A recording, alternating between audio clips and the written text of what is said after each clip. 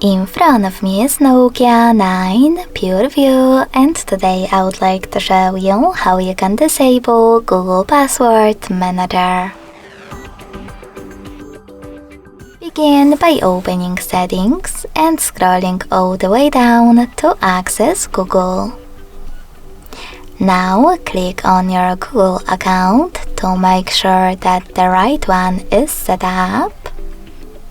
Tap on Autofill, Autofill with Google, and then this blue switcher next to Use Autofill with Google. If the switcher is gray, that means that Google Password Manager is off, but you can always switch it back on by choosing the same switcher again.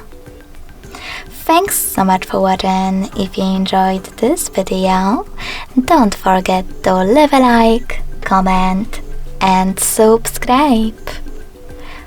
Bye!